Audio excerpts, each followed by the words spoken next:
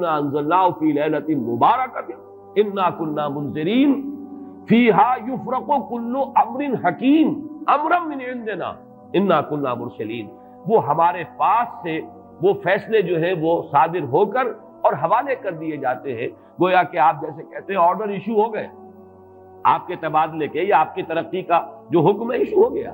تو یہ گویا کہ یہ 1 سال کا معاملہ. اور اس کے ساتھ ہی نوٹ کر لیجئے قرآن حکیم میں معلوم ہوتا ہے کہ اللہ تعالیٰ کے ہاں سے یہ فیصلے جو ہیں قضاء و قدر کے اور جو بھی اللہ کے احکام ہیں ان کی تنفیذ تدبیر امر اس کے لیے بھی کئی لیولز معین ہیں. چنانچہ سورہ سجدہ میں جو فرمایا گیا ہے وہ تو یہ ہے کہ 1000 سال کا معاملہ طے ہو جاتا ہے. یدبر الامر من السماء الى الارض ثم يعرج الیہ فی یوم کان مقدارہ 1000 سنۃ مما تعدون. تمہاری تعداد اور تمہاری گنتی اور تمہارے حساب اور تمہاری تقویم سے جو 1000 سال بنتے ہیں اللہ تعالیٰ کی تدبیر امر اس کے حساب سے ہوتی ہے. اور پھر اس کی تکمیل کے بعد پھر ملائکہ جو ہے اس کی جو رپورٹ ہے وہ لے کر اللہ تعالیٰ کے حضور میں حاضر ہوتے ہیں.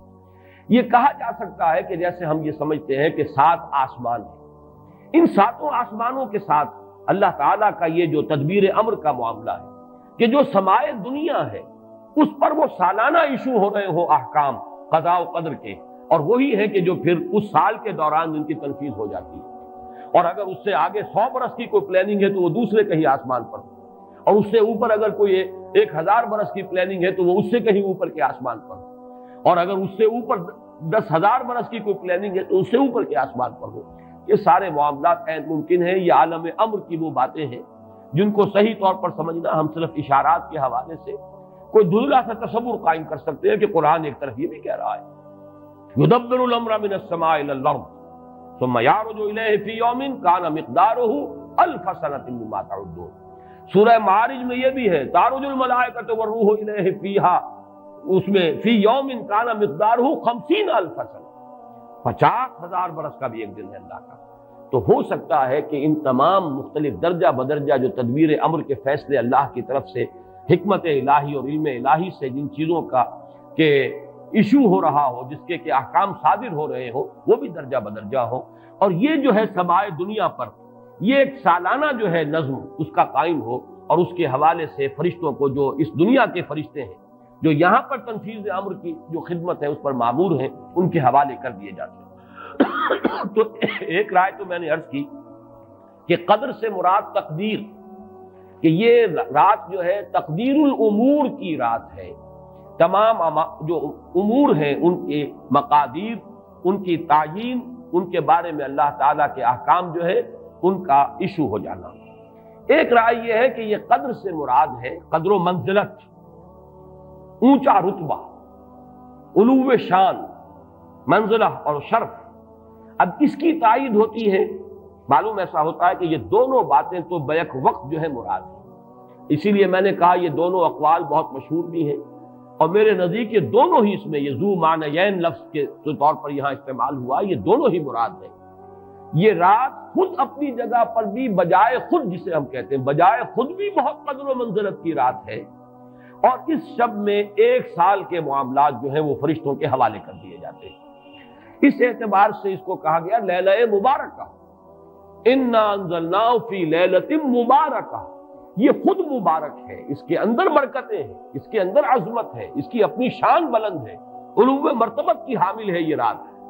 یہ دو مفہوم جو ہیں جب تو میں نے جیسا کہ عرض کیا یہ تو بہت کثرت کے ساتھ ہیں اور یہی زیادہ مشہور بھی ہیں, بلکہ ان کے ضمن میں دوسری بات کے ضمن میں ایک نقطہ ترازی کے درجے کی بات ہے, لیکن بات چونکہ حسین ہے وہ میں آپ کو سنا رہا ہوں. ابو بکر وراق ہے جنہوں نے اس میں نقطہ پیدا کیا ہے کہ یہ لیلہ قدر اس لیے ہے لأنه نزل فيها کتاب ذو قدر على لسان ملک ذی قدر على امت لها قدر.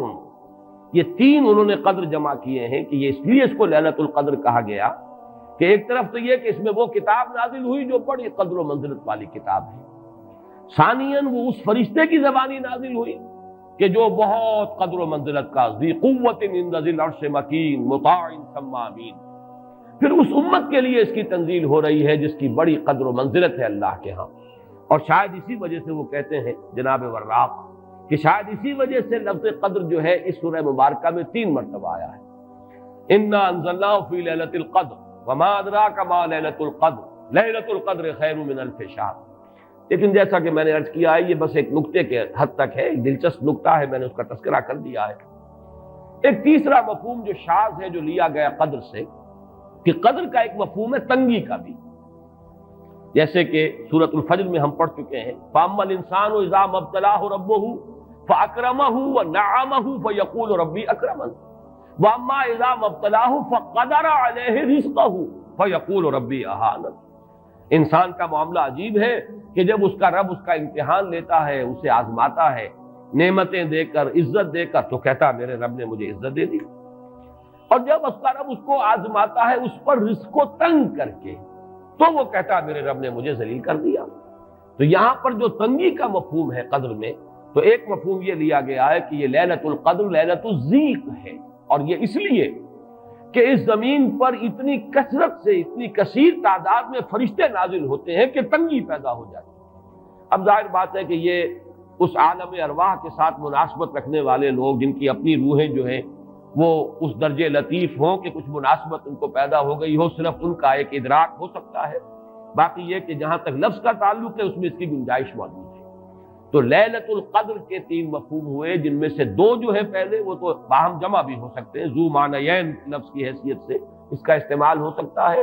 اس میں تمام مقادیر اور تمام تقدیروں کا گویا کہ اللہ تعالیٰ کی طرف سے صدور ہو جاتا ہے، ایشو ہو جاتے ہیں تمام احکام آئندہ سال کے لیے. دوسرے یہ کہ یہ خود اپنی جگہ پر بڑی مبارک اور بڑی قدر و منزلت والی رات ہے. تیسری بات وہ ہے جو میں نے عرض کیا، ایک شاذ کی رائے ہے کہ اس میں فرشتوں کا نزول اس کثرت سے ہوتا ہے کہ زمین کے اندر اس کی وجہ سے جب جگہ کی تنگی ہو جاتی ہے. واللہ اعلم.